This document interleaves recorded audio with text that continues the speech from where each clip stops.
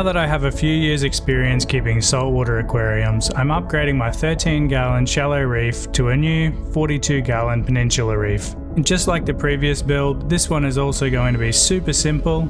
All I'm using is a standard list, a tank, a light, a canister filter, a wave maker, an auto top off, a doser, and of course a heater. Though this time around I am using more expensive gear. But the good news is you can easily replicate something like this on any kind of budget. The tank dimensions are 100 by 40 by 40 centimeters and it holds 160 litres or 42 gallons. It's part of my back-to-back Peninsular room divider with a dry box separating both tanks. This is where all of the wires, tubes and junk is going to be hidden away. To keep my OCD in check, I'm using the exact same sand I used for the tide fill tank next to this one. Different grain sizes and colours would have driven me crazy otherwise. One 10 kilo box ended up being the perfect amount, spreading out equally across the bottom of the tank with a nice 2 centimeter base. Maybe I'm lost, wandering alone in the moonlight.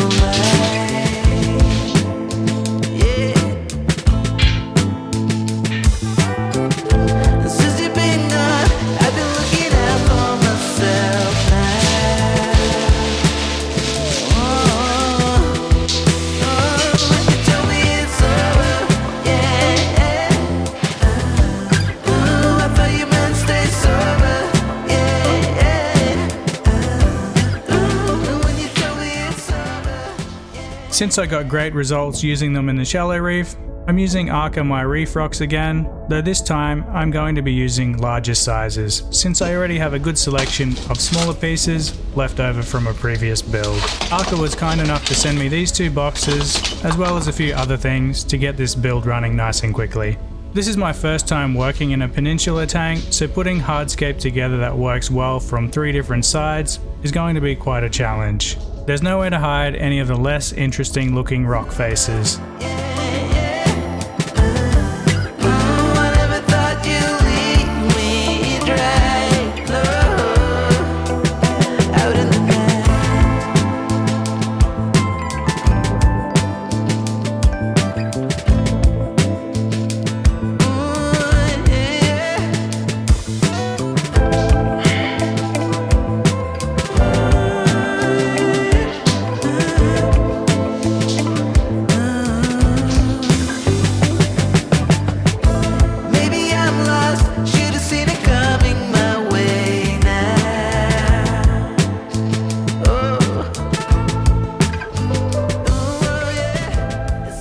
In the end, I went with the double island scape that has plenty of swim space around all the sides, as well as above the rockwork. I also made sure to wiggle all of the rock bases down deeply into the sand until it touched the glass. This dramatically increases stability and protects any burrowing creatures from death via cave-in.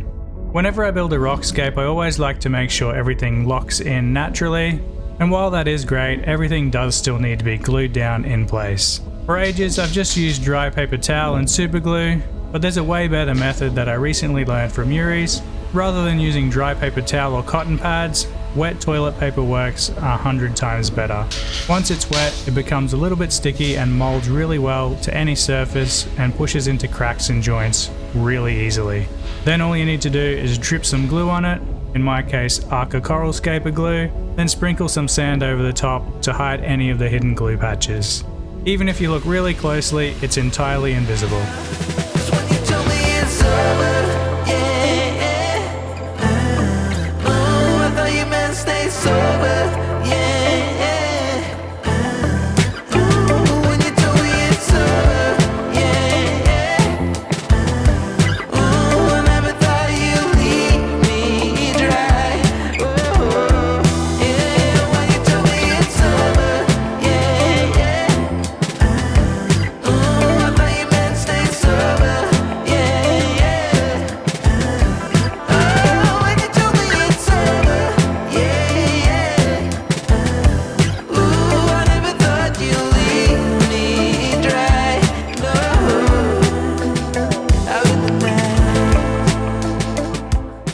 When I set up the shallow reef tank, I filled the tank with RO water first, then dumped in salt and waited patiently for the tank to cycle, which took about 40 days or so.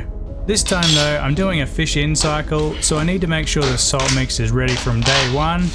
And whenever I try new salt, I always like to make a little test batch first to make sure the amounts needed for my chosen salinity are exactly on 35 ppt. Then once I've checked, I go ahead and mix up enough to fill the tank in a few really big containers. It's a little more work doing it this way, but if you're doing a fish in cycle, you don't have any other choice.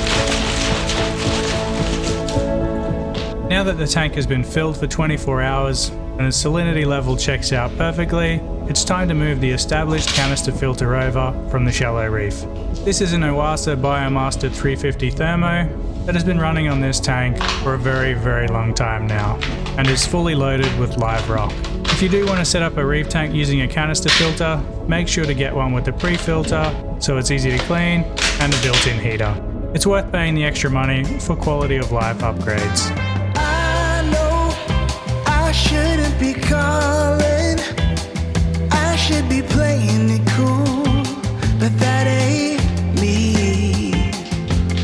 'Cause I want to know how you're feeling, to know what you're doing right now, and how bad can that be? No, I think you're liking all the attention I'm paying you, and you just got me jumping through. But I really don't. In order to make this fish in cycle work, we need to add waste producing life to the tank, otherwise the nitrifying bacteria inside the canister filter will starve to death and the entire system will collapse before it's even started.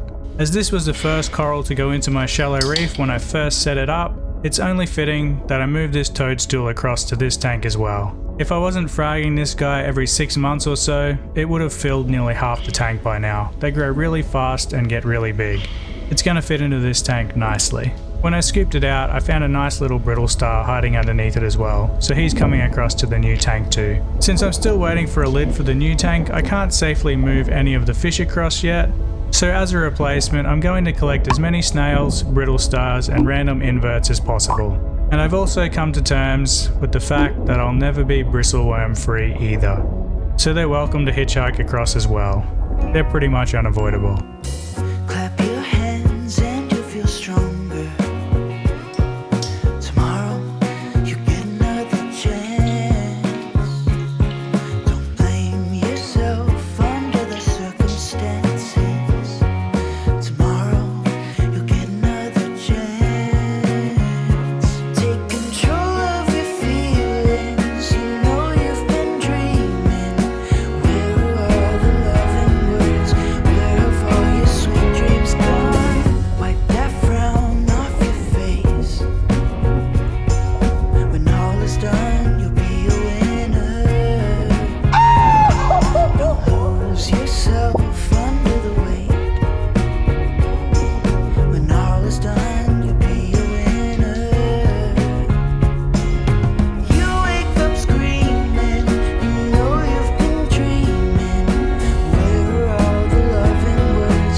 Where have all your sweet dreams gone now? Change everything. Just go through the transformation now. Change everything.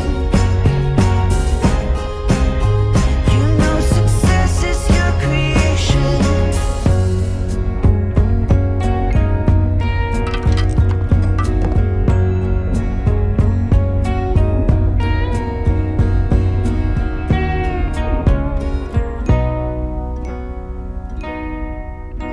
With a random selection of life in the tank, I'm adding ARKA Special Blend to boost the nitrogen cycle.